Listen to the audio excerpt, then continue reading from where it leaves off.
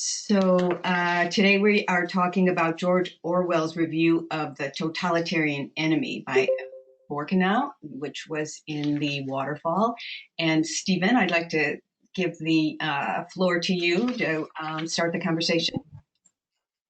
Okay. Well, obviously, it comes out of a broader set of issues we have. Defending markets and a liberal, broadly speaking, form of life. And we have many enemies from different parts of the ideological spectrum. And socialism is a recurring one.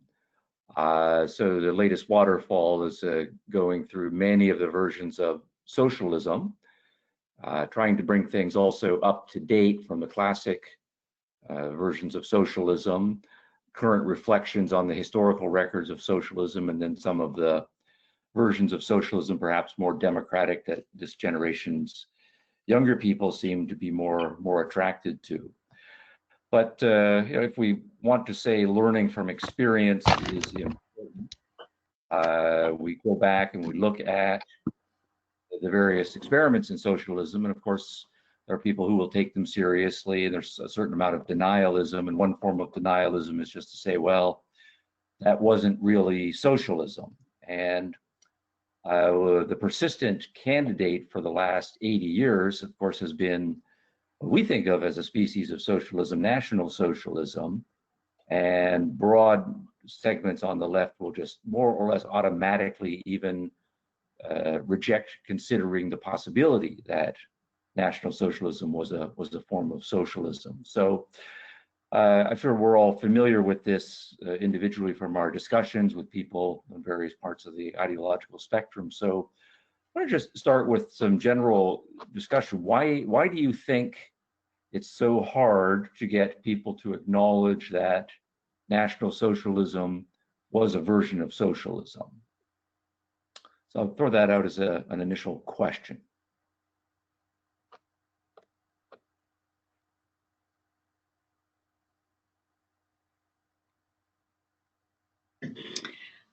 Well, as one thing I would say is because the Nazis went so obviously haywire that no one likes to admit that could have happened. Okay, so then that's then to say this is a political system that had terrible results, and what one doesn't want to admit that one's ideology could have terrible results, therefore it wasn't really socialism. Now, I think that's a promising psychological defense mechanism. And then we could say, well, okay, do those same people then deny that the Soviet Union, right, was socialism? Because that one went pretty haywire too, to borrow your phrase, or that what Mao was doing in China, was that not socialism for the same reason of denialism? Okay, so that's one hypothesis. May I ask a question of Stephen? Sorry. No, I have my question on the table. Are there other reasons why people who are attracted to socialism or think themselves as socialism, when you say, well, National Socialism was socialism, and they just immediately reject that? What's behind that? So we have one hypothesis from, I think that was from Marilyn, right? Mm-hmm. Others? Isn't there a distinction, if I may interject, what asks people to elaborate? Isn't there a big distinction between fascism, which was Nazism, socialism, and communism? Even though they're all collectivisms, there's a distinction between them as opposed to the means of production and the means of distribution. And therefore they appeal to each other differently. Correct. And then we say it's a categorization or a conceptualization issue, and what you're proposing is the broader category is collectivism, but we should see fascism, National Socialism, socialism, perhaps communism as subspecies. And if they are all distinct subspecies, then it's a miscategorization to say that National Socialism was socialism. Okay. That's my position, yeah. Okay. collectivism, but not socialism. May I say, if I understood your question, can you hear me all right? Yes. All right. You asked what would make, if I understood your question, what would be a reason someone would lean towards socialism, or what would make someone want socialism type of thing. And in a general sense, there's certain civilizations that is forced upon them, like the Soviet Union and China. But in a free society like America, I think the human nature is that there's a little bit of a have and a have not. But I think what the issue in America, as I see, is a lot of innocent people that have fallen into the trap of what they feel like. They feel sorry for people, and they want to help, and they're using our government because of their feeling about the have and the have not, being negative toward the haves. But in the long and short of it, the psychological thing is, I've seen so many studies where doing so much good, doing if I can interrupt, doing so addressing much. a different question, which is what attracts people to socialism. Right. What I'm asking about right now is the automatic rejection or near automatic rejection of the idea that the Nazis were a species of socialism. Well, I don't mean to. Did not the essay actually address that question? That's what I found actually was the answer why I positioned it the way I did. In that fascism attempts to control the means of production, but not distribution, which differentiates it from socialism. And the article was quite clear that what prompted the Nazis to was the nationalization of the armament for the war machine that they put in place. And that was the distinction I got out of it from several of the quotes I got out of the essay. I thought it was quite revealing.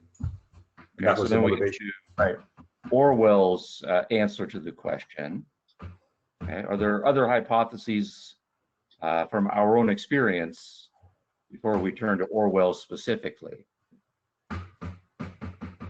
Well, this is Jag, and on our social media, because we have been trying to link and using quotes by Hitler himself and quotes by others who studied the system.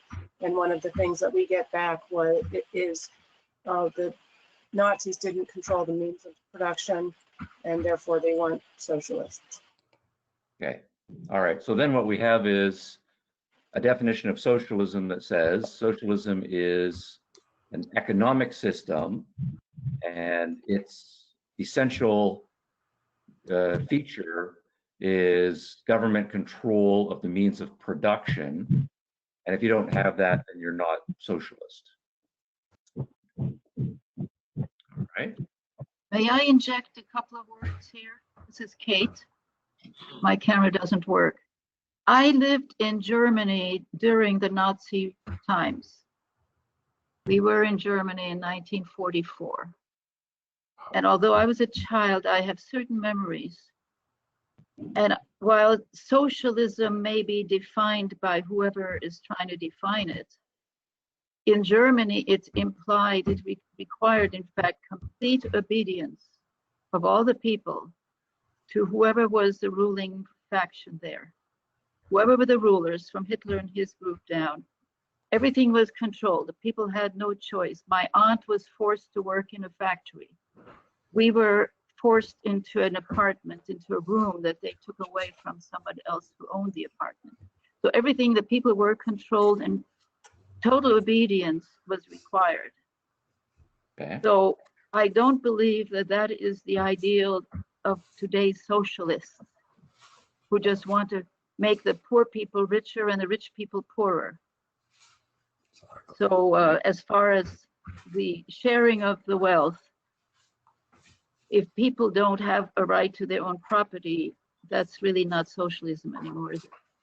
I mean, that is socialism, is if you can't have your own property without having someone else in control of it. Mm-hmm.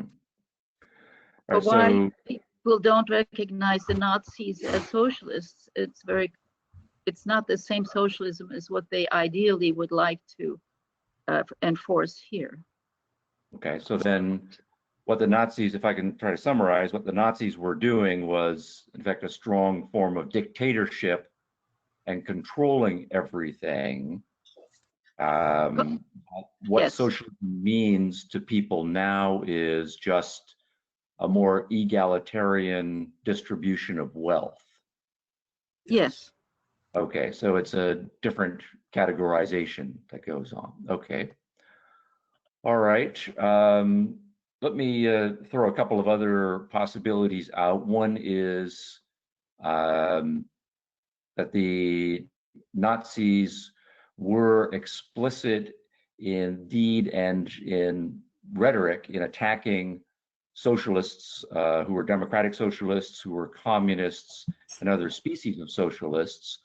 So another one that I see fairly frequently is that there are all these people who were socialists, and everyone recognized they were socialists, but they were arrested or censored or killed, right, by the Nazis. Therefore, the Nazis can't be socialist if they are doing bad things to other socialists.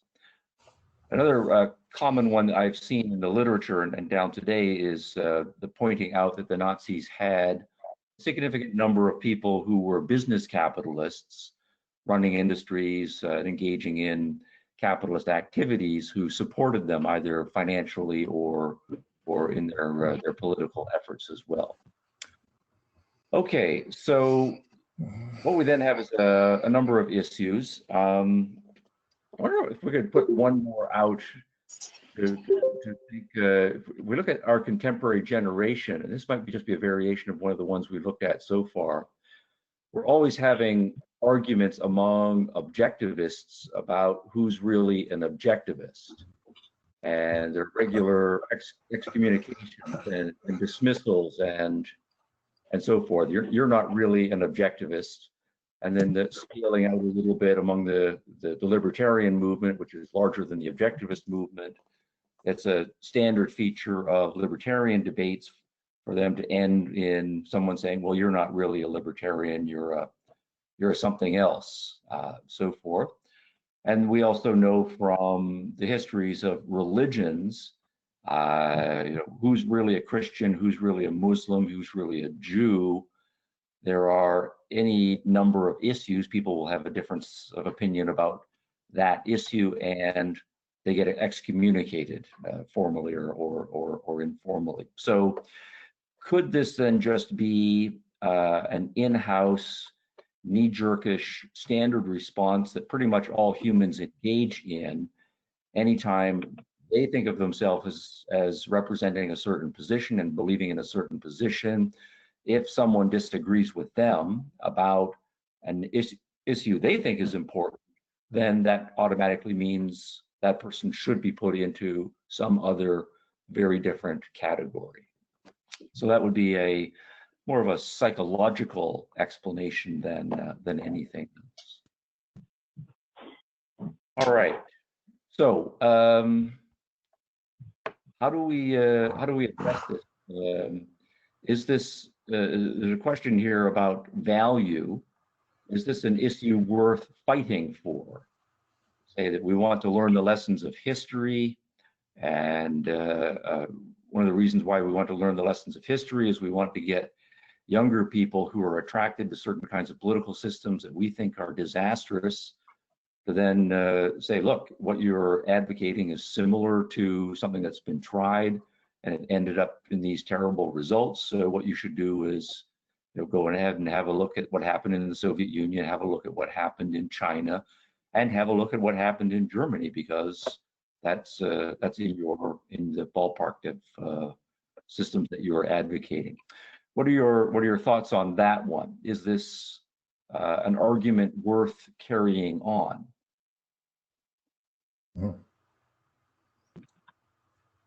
I don't mean to be the one to speak, but I consider the issue entirely that I'm an individualist, and any other kind of association is potentially a form of tribalism. I mean, I just simply select those things that I, as an individual, ultimately view as valid from all of the above. And I tend to disassociate from particular labels, even though I consider myself essentially an objectivist because I haven't found anything I disagree with. Even there, I would be inclined to be hesitant. Mhm. All right, so that's an issue of the broad categorizations Right. and forming alliances based on broad categorizations or joining groups based on Right. broad categorization. All right, so that certainly is a standard issue when you scale up in abstraction.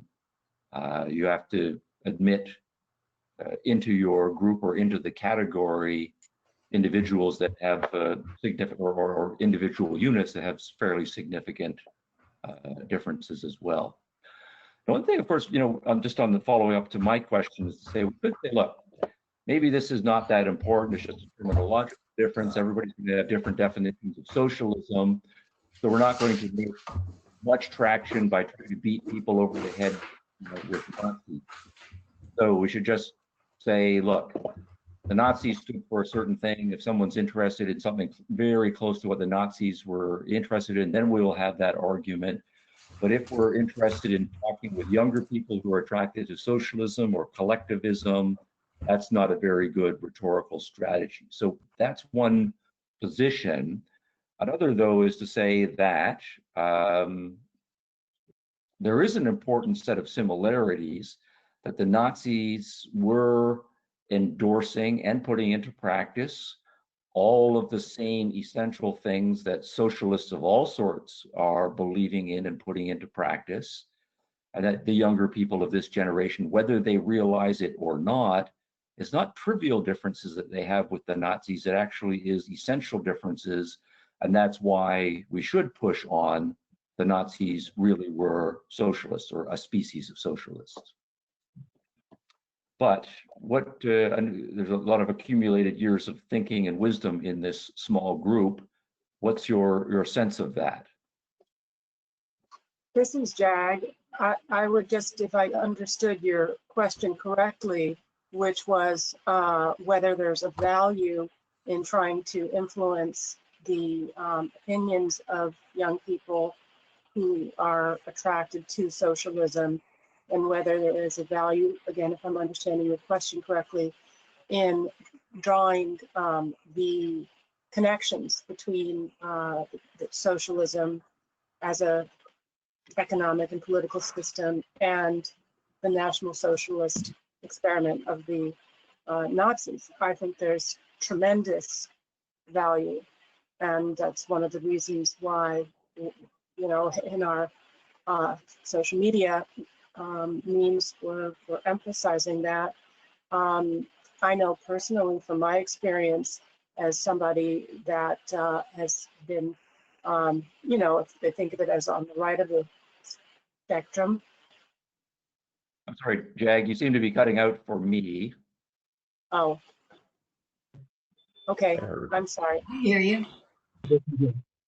Okay, well, I was just saying I've had experiences over the years, and my father is Jewish, and so we have a lot of family that came from that part of the world, and I have over the years from very educated, supposedly very sophisticated people, one who's now a university chancellor, runs the whole university, said, "Oh, you're a member of Hitler Youth," because I was, more on the right or on the more limited government. I worked at the Cato Institute, so I think that to counter that narrative with some facts would be of tremendous value.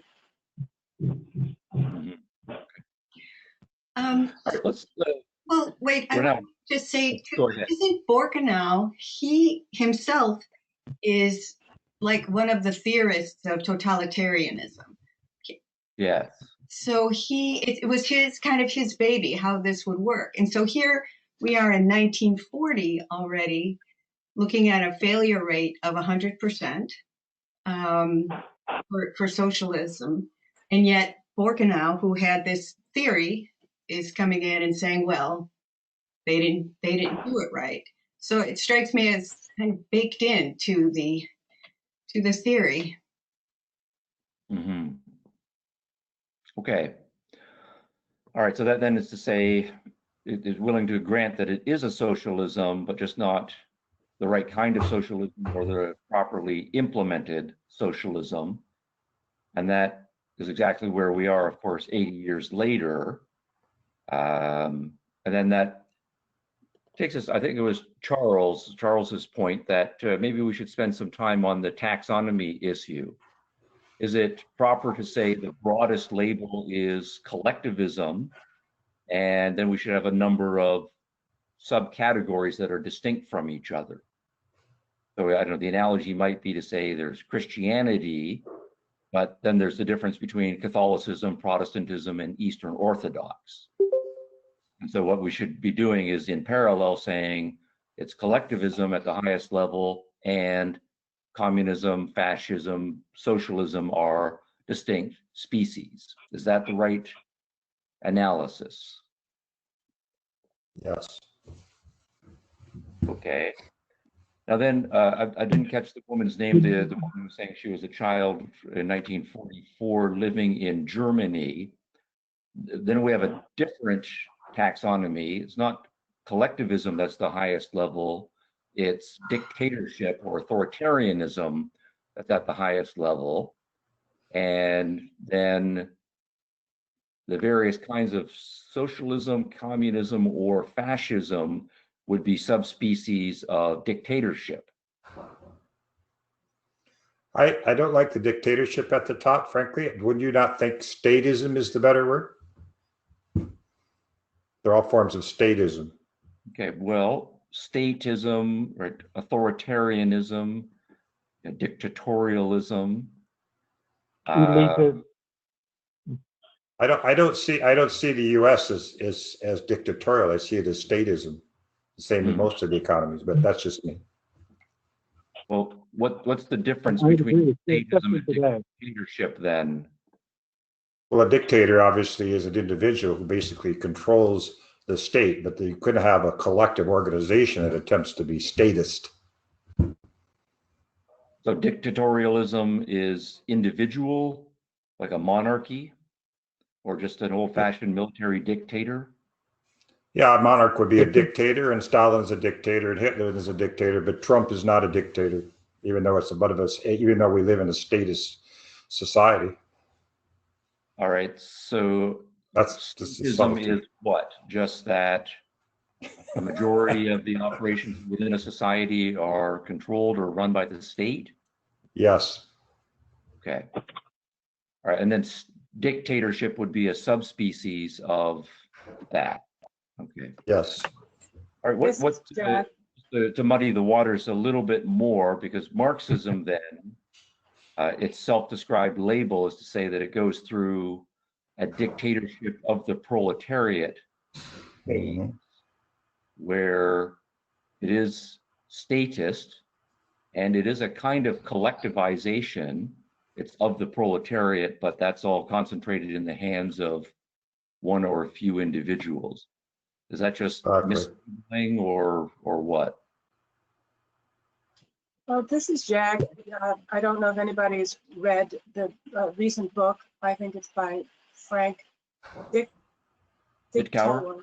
Dickauer, yes, on dictatorship. And he had a very specific definition of dictatorship, so that a monarch, might be dictatorial, but wouldn't be a dictator. A dictator is someone who, within a democratic context, seized power and very specific attributes.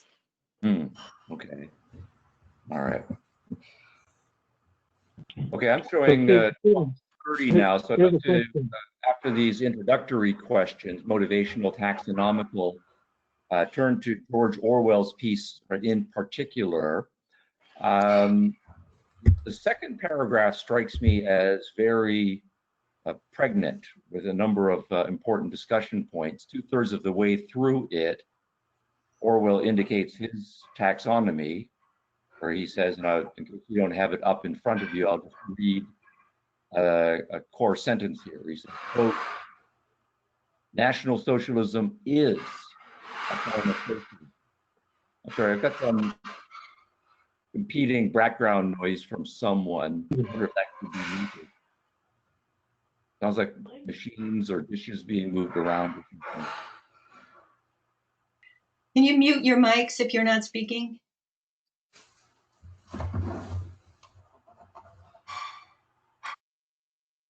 There, it's gone now. Okay, so let me pick up the quotation from Orwell again. This is the second paragraph, 2/3 of the way in, and I'm going to use my voice to emphasize where he italicizes. Right. So, National Socialism is a form of socialism, is emphatically revolutionary, does crush the property owner just as surely as it crushes the worker. All right, so what we then have is Orwell's proposing a taxonomy scheme that socialism is the broader form, and then there's a number of subspecies. National Socialism is one, there's the Social Democrats is another, communism is going to be another, and so forth. So what he seems to be indicating here is, and as he goes on to argue, it's not just economic matters, there are other things that are controlled. Everything is socialized or everything is controlled, right, by the government, including what the workers do, what the property owners do, what goes on in family life, and so forth.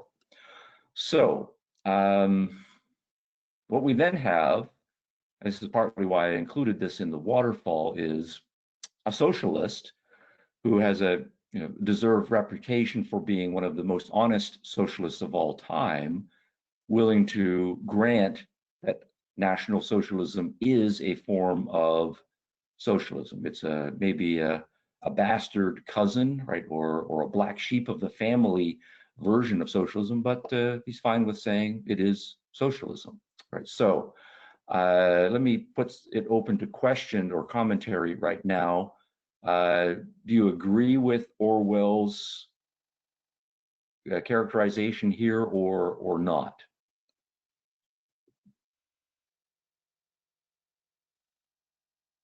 Isn't that what the Nazis said versus these communists? They said that we were different, and isn't he sort of thinking of it in the way that they themselves described it?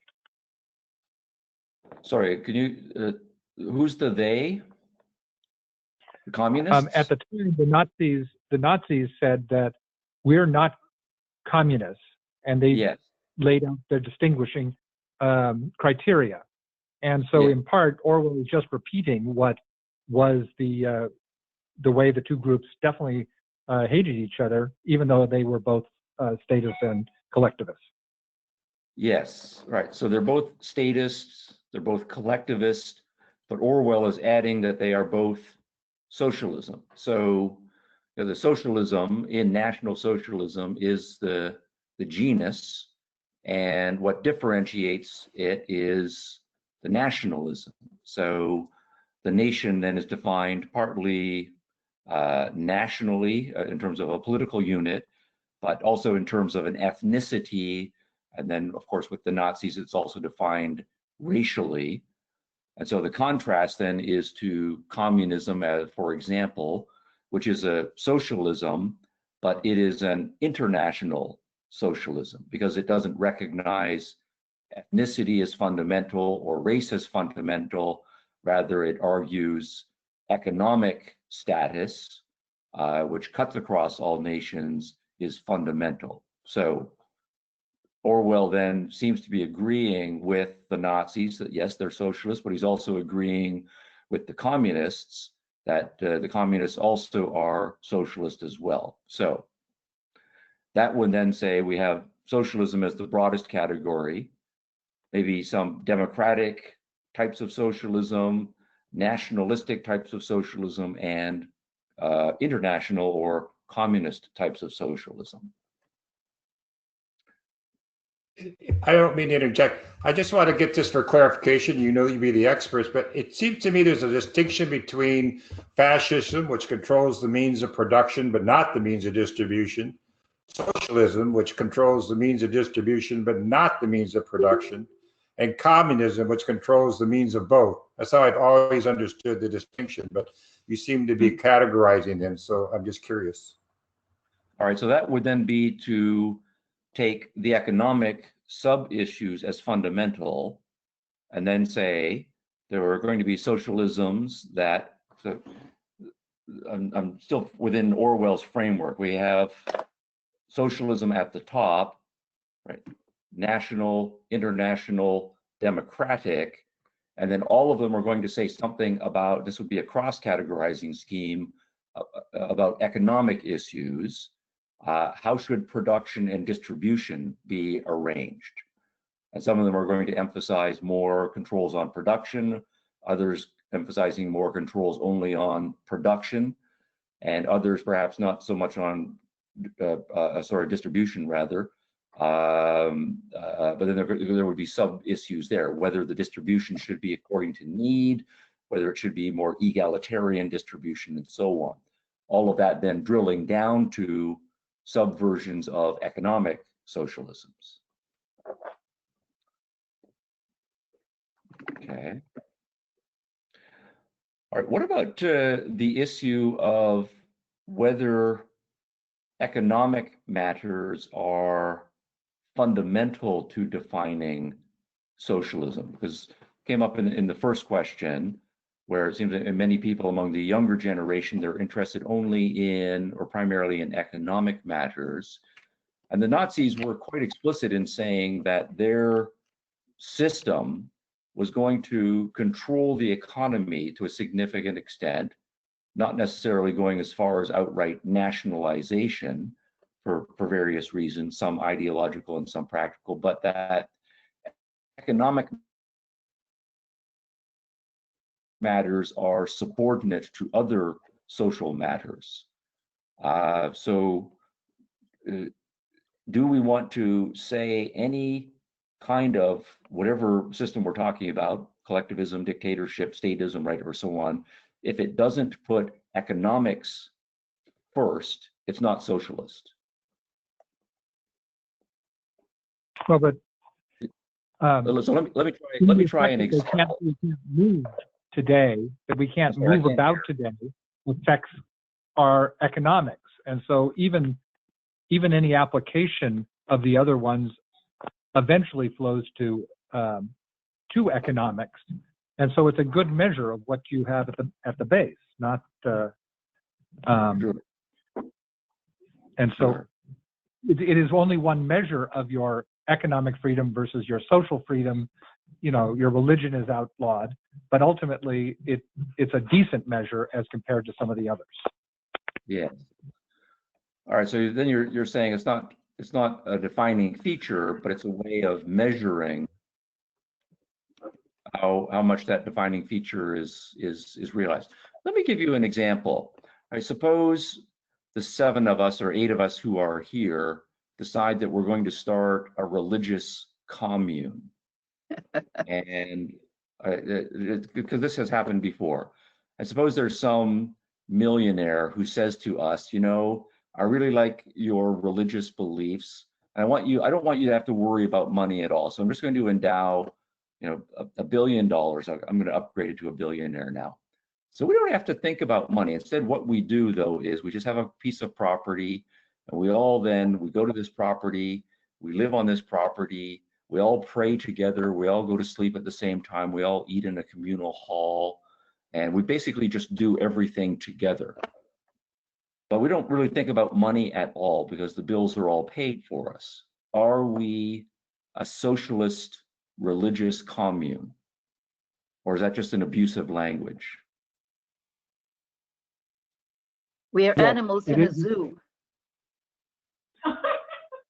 Yes, it is, because economic activity is just an example. You see, if they control the time that you wake up and the time that you go to sleep, or whether you can leave your house as they do today here in California, that is a restriction. The economics is just an easier measurement of that. It is completely the philosophy of it, not the economics. The economics is just the tail. Okay, so in that case, so then what we're saying is what makes socialism socialist is it's prioritizing the social over the individual. Everything is done socially, not individually. And then it's going to be subspecies, or another categorization scheme that we have, whether you think economic matters are the most important issue for us to focus on socially, or religious matters are the things that we're supposed to focus on socially, or racial matters or ethnic matters. Of course, you know, you're out in California. California is famous in the 1960s for kind of free love hippies, and they would basically share their bodies with each other, you know, sexually, and the ethos was, yeah, we're all just going to practice free love. And so it's a kind of sex socialism, but they're not thinking about religion. They're not thinking about money, right, especially. Were they socialist?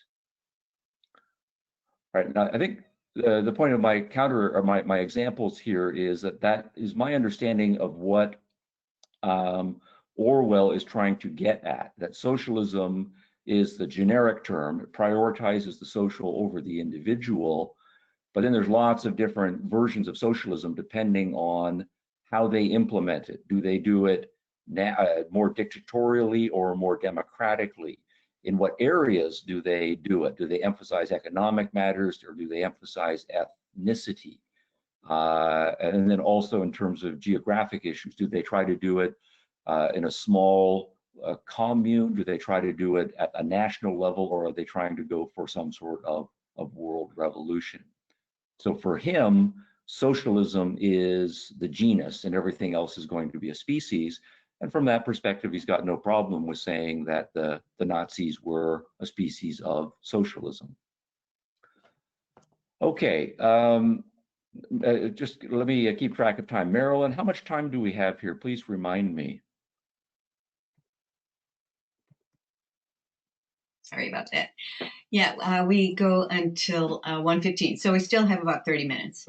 Okay, we've got 30 minutes to go. All right, good. Okay, wanted to jump ahead just to another point, yeah, from Orwell that struck me as interesting here.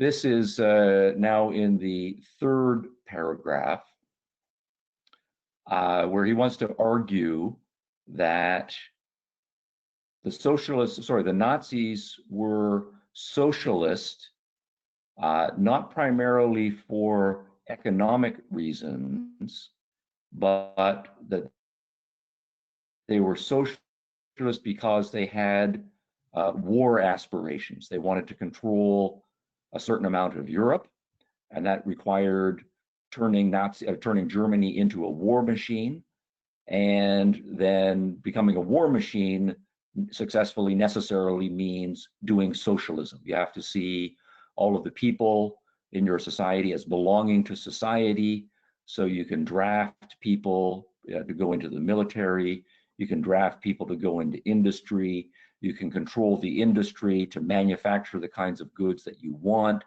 And they were also quite explicit in terms of their positive eugenics. Part of it was, we know war is going to kill a large number of our citizens, and we expect that this is going to be a multi-generational battle. So we need to, in effect, draft the women in our society and get them pregnant a lot, but get them pregnant by the right kind of young men, so that we are going to replenish the population as a result of war.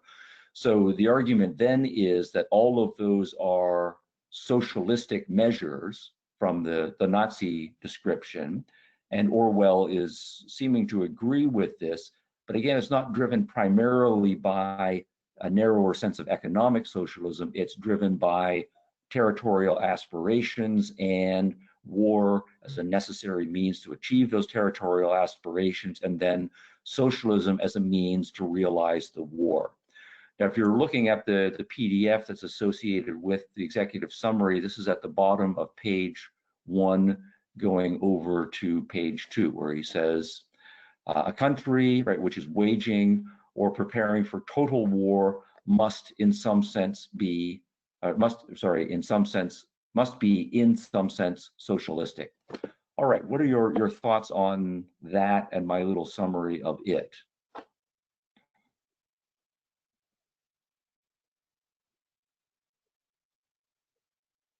That's correct assessment by my part. Okay. A correct assessment of what Orwell is saying? Okay. Yeah, I mean, just to elaborate on it, I mean, I thought particularly when as I mentioned it early on, that this whole nationalization of the means of production, which is to me fascism, and not distribution, because they actually didn't nationalize distribution at all. You couldn't buy anything, as he said, but they didn't actually prevent you from buying anything. They didn't redistribute the wealth. You just didn't anything to buy because it was all nationalized towards the our movement, and that's always been my feeling about the form of socialism, Nazism. Yes, okay. So that then would then be to say, if we want to achieve our socialized ends, we want to control everything, it then becomes a judgment call whether we think nationalizing an industry is going to be more effective at achieving that end, or not nationalizing it but controlling it in various ways. So are we still socialistic if we say to some major say car manufacturer in 1940, we're not going to take over your business, you will still own it, but instead what we're going to do is tell you that you're not going to make cars anymore, you're going to make armored vehicles for the war effort, and you'll make some money, you'll still be able to sell these vehicles and so forth, but we're just going to give you a quota. You have to sell, or sorry, just manufacture a certain number of these machines for transportation purposes. We'll give you a certain amount of money. Is that good enough to still be considered socialist? Or do we need a different label at that point? Yes, I think it is socialist, or you could say in today's world, ventilators. Yeah. Absolutely. Yeah, or lots of other things. But even the basis of that you're going to go to war means that you're going to impose your will on another person. And that in itself means that that country believes that it has the bad part of socialism. And so the part that we disagree with morally. Okay, yes, well, sure. All right, so the issue is not legal ownership, right? Whose name is on the property deed? Is it the German nation that now owns the factory, or Herr Schmidt who owns the factory? The issue is control. Who is deciding what's going to be made and how it's going to be used? So if we go down that road, and that seems sensible to me, then what that means is when we are talking to Marxists and other forms of socialists who want to say, well, the Nazis didn't nationalize all of the industries, they left them in private hands, therefore they weren't socialist. That's the right argument to make against that. Legal ownership is not the issue, control is the issue. How would you distinguish between the two? I mean, ownership is control, right? I mean, if whether the board of directors controls it, or somebody tells you to control it, control ultimately is the problem, right? So it's you basically are stripping away the ownership, the rights of the freedom to act in accordance with what you believe as a company's duties. So it's the same. Yeah. So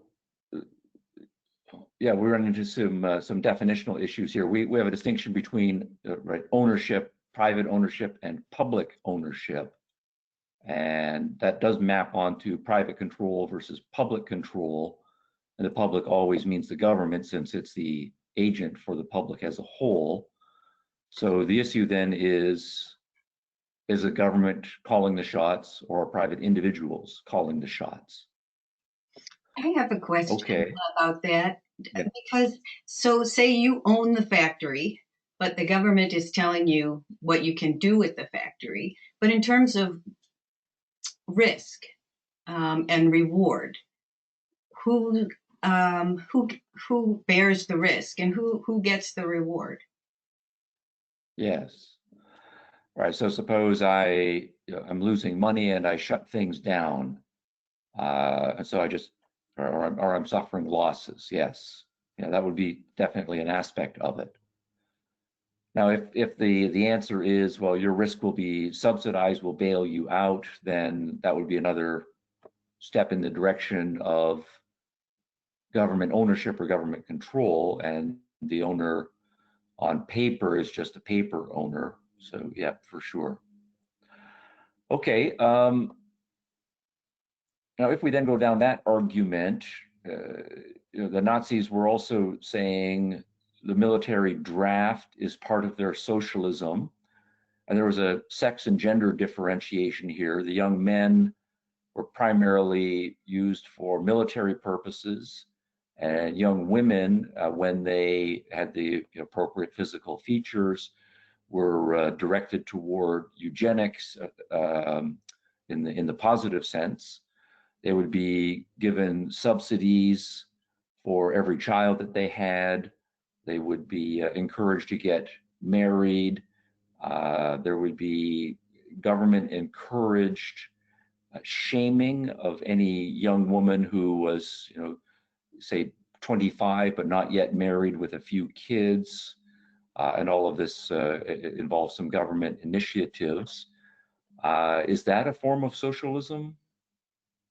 Because then, if our definition is really what makes socialism is prioritizing the social over the individual and the government calling the shots on whatever the issue is, then joining the military or having children, that seems to be socialism.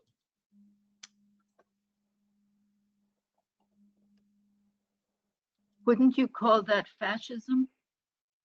Where the government controls what the people are allowed to do, even though they still have their own property? Isn't that control from the top down? Wouldn't that be more fascism? So then, yes, yeah. So National Socialism says, in many cases, you will still, on paper, right, own the property, or you will still be seen as a private individual, but we're calling the shots. And then the communists are the ones who are saying, no, you don't own private property, even on paper. It's nationalized. And you also don't own your own body. Right? You are part of the collective, right, explicitly. So the distinction then between whatever we want to call the broadest thing would be the communists are going to insist on, in fact and on paper, the government owns and controls and operates everything. And the fascists / National Socialists or Nazis are going to say, on paper, we will control some things and you will control some things as a private individual, but in fact, we're going to control pretty much everything. Okay. All right, so to get, I'm trying to go in a cross-categorical direction here to try to say, if we're going to use the label socialism, should we also use the word socialism to describe policies that are not primarily about economic matters? So if we say, for example, a comprehensive military draft that says, we, the society, own every individual in society, and every individual in society has a duty or an obligation to engage in military service, and so we will draft you and we can send you off to war if we judge best. Is that a socialistic policy? Let's take the military example. Or again, is that a misuse of the label? No, it's not a misuse of the label because it is a control of their actions. It's a reduction of freedoms. And anything that does that is in that line. Okay. So what we then have is an argument against the Marxist account of socialism. And maybe you want to, I'm going to upgrade this from a maybe. I'm almost convinced that one of the reasons why we have these debates is that the Marxist version of socialism was so dominant among intellectuals for well over a century, and the Marxist version of socialism sees everything through an economic lens. And so to the extent that that version of socialism has dominated the intellectual scene, it's very hard for its believers and those influenced by it to think of anything as socialist if it's not front and center about economics, monetary issues, and so forth. So,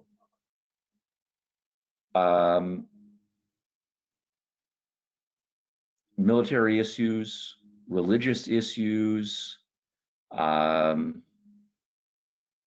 family and reproduction issues.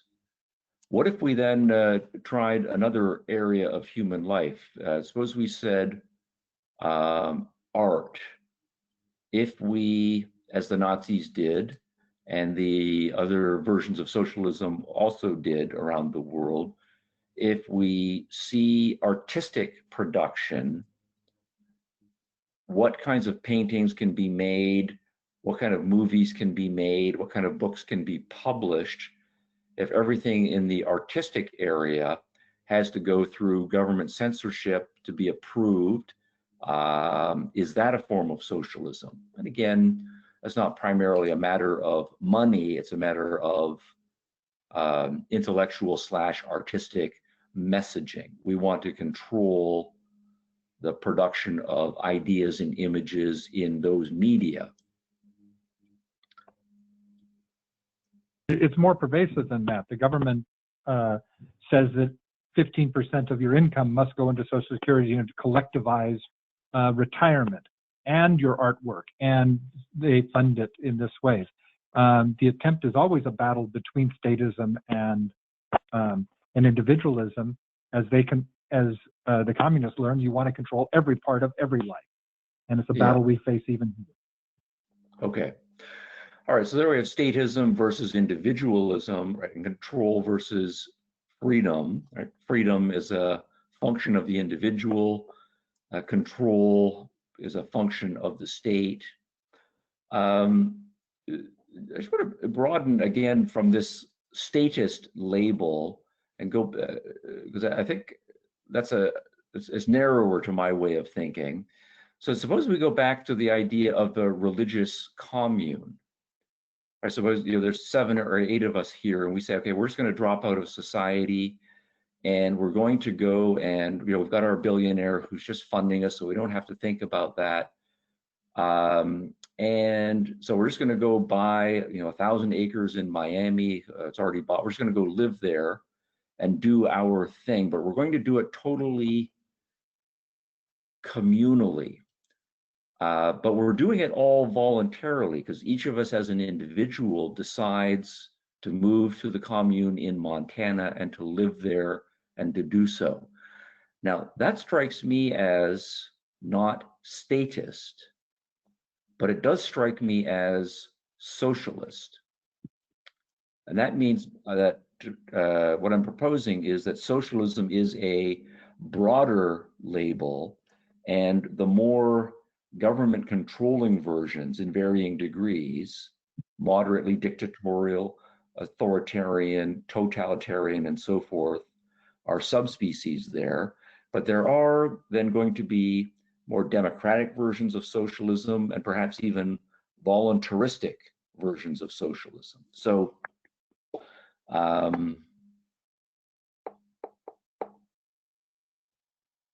was thinking and in the most narrow sense, a family is the smallest type of commune, and so there is a certain set of socialism even within the family dynamic. As I assure you, Sonia and I can tell you that control is always an issue between people, And so, but if it standardizes that it is assumed that you voluntarily we accept driving on the right side of the road,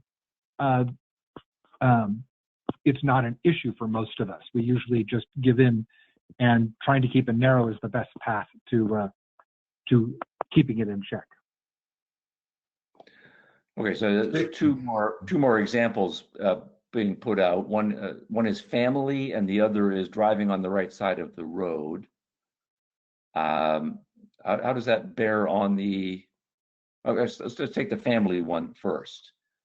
So is a family a socialistic enterprise, or is it? You use the word commune, I think. I think we're going to be getting away from Orwell. It's an interesting example because I'm not so sure that a family is a commune. I remember my dad saying, around the dinner table about various things, this is not a democracy. What did he mean by that? That it was a commune? That was always kind of clear to me that my mom and dad owned the house, and they were letting us live there, right, so to speak. That they were the ones putting the food on the table. They bought my clothing when I was a child. So these things were all gifts. So actually that was more like a benevolent dictatorship than anything. I'm not sure I see exactly the challenge. Is that a commune or is that a dictatorship? But in that sense, as a dictatorship, it's still socialist. May I add in here my simplistic version of this? May I? Of course. This is Kate. Well, if humans live not all one by one, they wouldn't reproduce. So if life requires reproduction, I'm going back to the singularity here. The family is the basic unit. But then families found that it was useful for more than one family to get together to form a tribe. And the tribes would grow, and then they would need more. They all need to eat. They live in the simplest possible way, but they need to maybe join together with other families and intermingle. And the tribe grows and grows, and they need more land. They need more territory. They even learn from animals. Animals are territorial. So everything goes down to eventually ownership and control of the environment from which they gain their sustenance, their survival. Mm-hmm. So this can become, I love how you're trying to make a taxonomy out of group living. How do groups come together? Now there's one other thing that goes with that, because in the process of forming these groups, people learn to make rules. They have to make rules, which sometimes is called a social contract. They mutually agree. Eventually that becomes a voting system, but usually at the tribal level, there's a strong man whom everyone recognizes as being the big guy, the strong guy who protects them, and so they accept his authority. So the idea of having a ruler who dictates down to the rest of them comes back right to the origins of communal living. Mm-hmm. It's a very unusual thing that in America we developed individual freedoms and individual sovereignty, which is progress. I mean, we need to make progress. So at the simplest level, the necessities of life require that there is somebody in control. You can't make certain decisions. Somebody does have to, in the end, decide you're driving on the right side versus the left side. Sure, that's part of the rule system, yes. Part of the rule system, and straight out of Nozick, and straight out of Nozick. Love it. I love it. And since no one man at some size of accumulation here can know everything and control everything, he might be the one who gives out the rules to everyone. He teaches them benevolently or severely, whichever is the case. When too many people come together, no one man can be in charge unless he is like the Pope or the King or the Emperor at some point. And those are dynasties which go back to the DNA wants to replicate itself. The genes control everything, genetics. So then you start to get groups of sympathetic or copacetic people who say, okay, we'll be the committee, we'll be the ruling group. And from that, they build all those different forms of group existence. So you're trying to make a taxonomy, all of those go under there, and they mutate because things change, times change. The individuals who come in may have their own unique ideas that they want to introduce. Now, parallel to this, if I may continue for one more minute.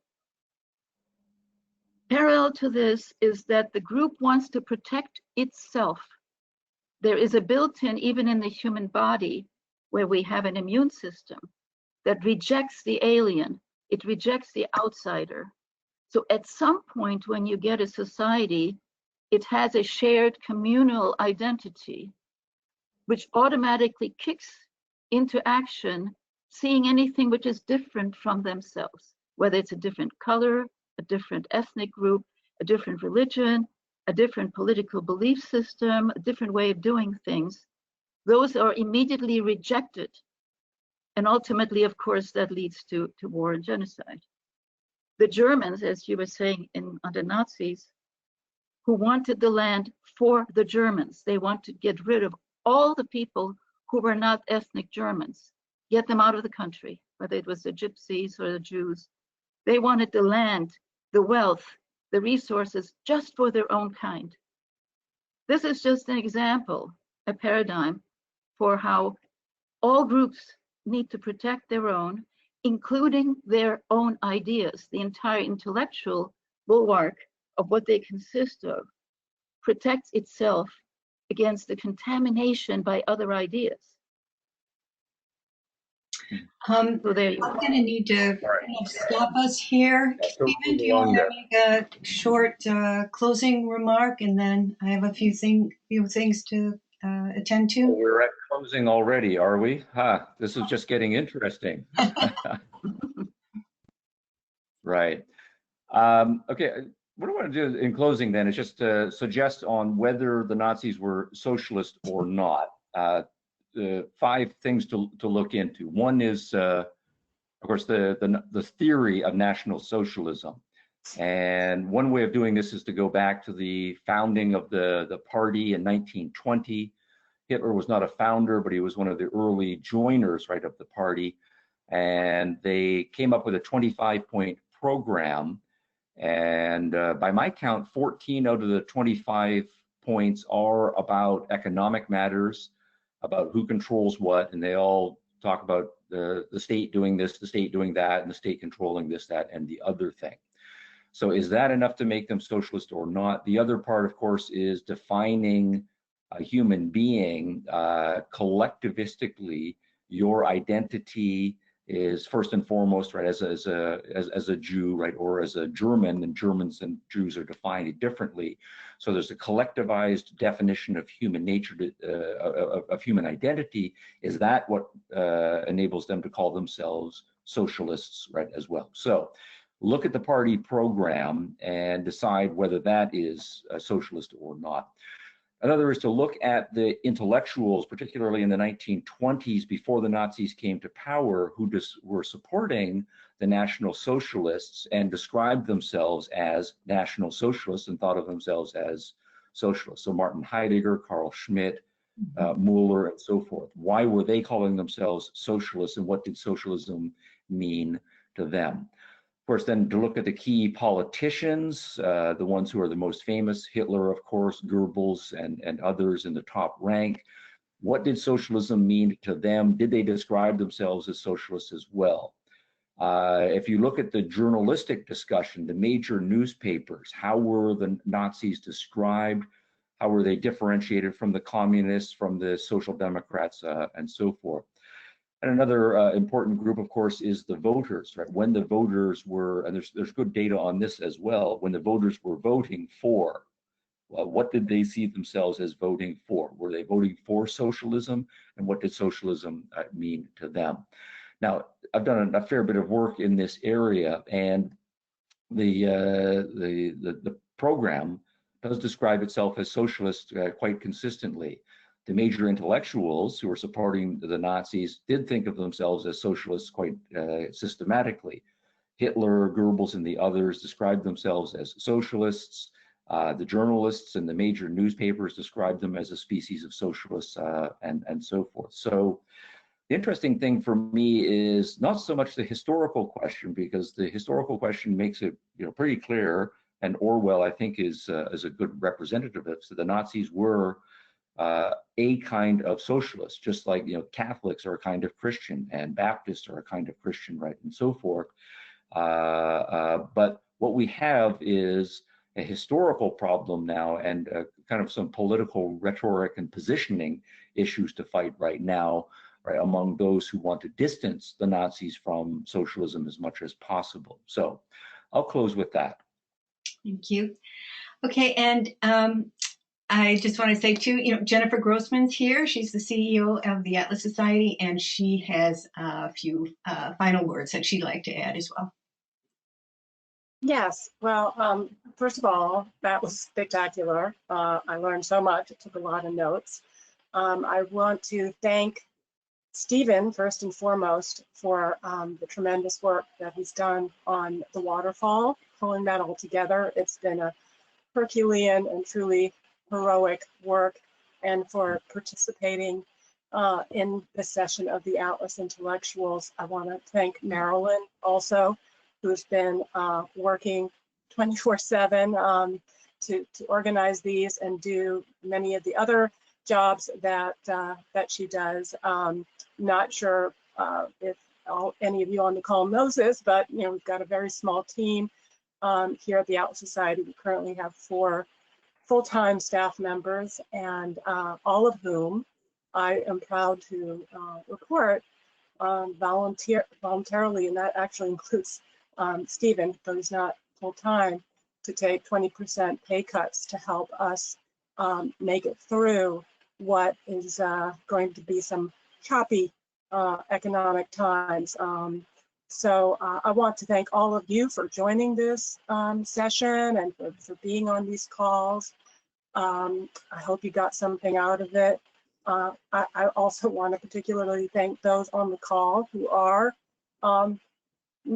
supporting, not just by giving us your time on this call, by giving us your ideas, but those who are, despite their own financial difficulties, actually supporting our work. This call is free, but I think we know as objectivists, nothing is really free. Marilyn's time isn't free. Stephen's time isn't free. So to those of you who are supporting us or have supported us in the past, thank you. And to those who would like to support us in the future, thank you. Or if there's others that you know of who would like to support our work, that would be great, because we're supporting it and we support you. So thanks. Thank you, Jennifer. Thank you very much. And thanks all of you for coming. We will be back next month. I'll send out the topics and the login information in a couple of weeks. I'm going to run things by Stephen. We'll figure out what we're going to work on next. I look forward to seeing you all, and have a great 3-day weekend. Everybody get some rest. Okay. Thanks, everyone. Thank Adios. you. Bye, everyone. Thank you, Stephen. Thanks, Marilyn. Thanks, everybody. Thank you all too.